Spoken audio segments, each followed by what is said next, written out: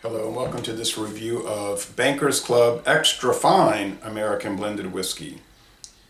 It's an 80-20 blend ratio, 80% grain neutral spirits and 20% straight whiskeys, which are 3 or more years old. Bottled by Regent Distillers Product Corp, Scobeyville, New York. Well, that's an alias for Laird's. Laird's makes the famous Applejack. That's their main line of products, their Applejack brandy, but they also produce and source a tremendous amount of everything else: gin, cordials, brandy, not just apple brandy, blended scotch, tequila, straight bourbon. There is a Bankers Club straight bourbon, black label. They have that listed on distiller.com, but not this one. I did see there were 2 reviews for this, video reviews. One did not look like it was a serious review, like it was more like a joke, but I'm going to check it out. This says quality since 1907. I think what they're referring to is a company called Kasser Distilling from Philadelphia that was established probably then. Because I found trademark for the trademark information for Bankers Club was only late 1969, at the very end of 1969, December 15th. So I think what happened is Kasser, like so many, got bought out by Laird's. I did find a newspaper article from 1983 where the owner of Kasser's, the chairman of Kasser's, his last name was Kasser, was testifying against liberalizing the Liquor Control Board operations in Pennsylvania, the monopoly, and that has been done now to some extent in 2021. But at that time, 1983, the state government totally controlled liquor sales, and they were talking in the newspaper, the Philadelphia Inquirer, how it was well known that it was corrupt and it was designed to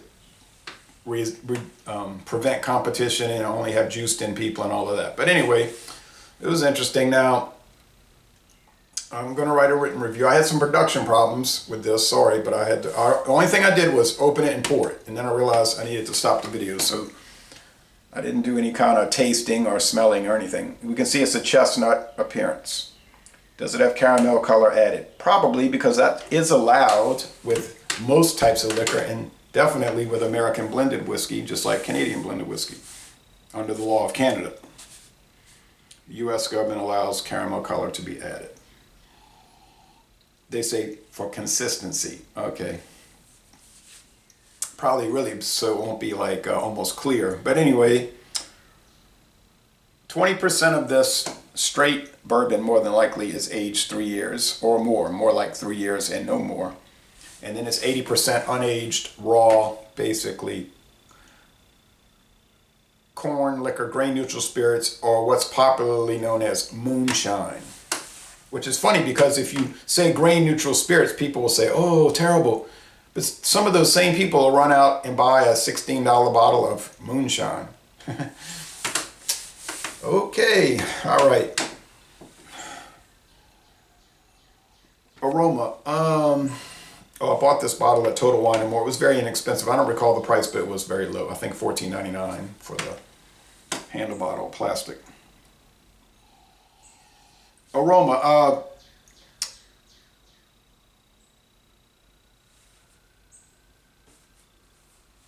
sirens again.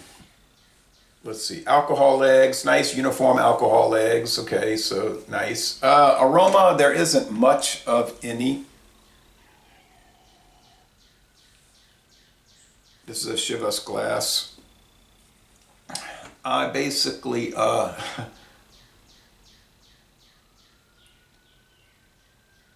I broke all my Glencairn glasses. Not by negligence, just because they're so flimsy. Oh well, this is fine. I'm not too caught up in all of that glassware fixation. Are there better ones than others? Yeah. Is it going to make an appreciable or grand difference? I don't think so.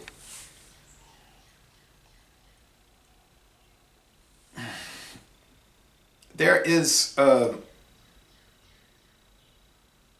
slight, maybe vanilla and maybe nuttiness, but really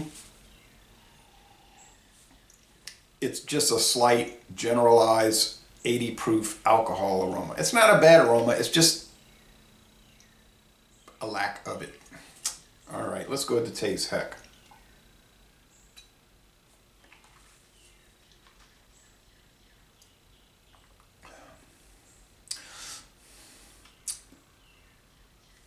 Does it taste just like all the other American blendeds? It tastes generally like them, yeah.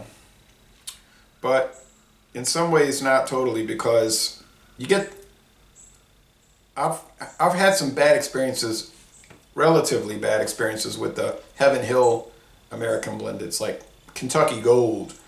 And I've said it comically, I said, if this is the gold, I'd hate to see the silver and the bronze. But and even T.W. Samuels will have some strange honeydew melon undertastes.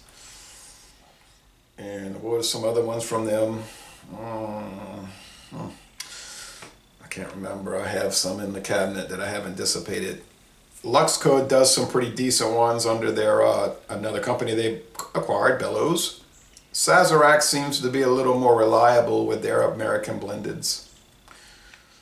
I guess Beam's 8-star is fine. Beam's 8-star is a little less questionable. Kessler is even better, I think. It's the way it ought to be better. It's a higher percentage of straight bourbon.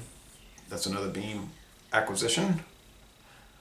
Beam, well, they didn't acquire Beam. That's always been there. It's the 8-star. Of course, the Premier one, premium price. There are some above premium price, like Rebecca Creek, but the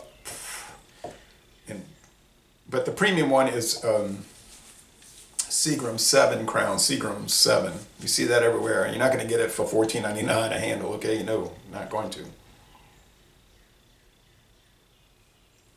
I said Rebecca Creek, and I was going to say, and Triple Crown, you find it's a little higher priced. Don't think it deserves it necessarily. Well, I guess I'm talking about other things. There isn't much to say with this one.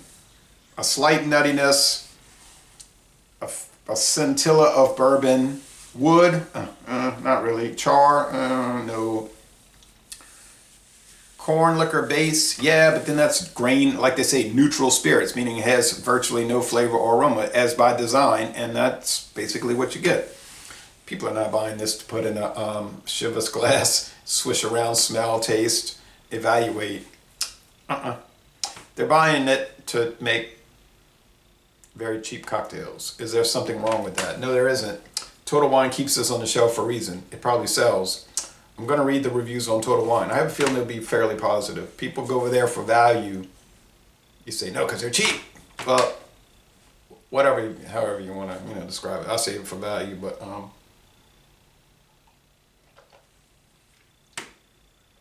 medium bodied. It's kind of a lingering finish. That's kind of the odd thing about it. The flavor's muted, the aroma's muted, but the finish lingers, like, ooh, I'm hanging around, I'm not going to go away. That's something there. Negatives. I could say, well, it's cheap, but we know that. You're at the store, you see the price, you know it's cheap. You don't have to tell people what they can clearly see. So that's not even a point that should be mentioned, actually. But negatives in aroma, flavor, body, finish, mouthfeel, there aren't any, actually. There just aren't. Can this stand up with some inexpensive Canadian blends or Scottish? Yeah, and you'll get this cheap because you're not paying import prices. You're not shipping it across the ocean or paying that import fee from Canada, even though the so-called free trade agreement in '94 is supposed to eliminate that, but I knew that was not going to be the case. You might have fallen for that. I did not.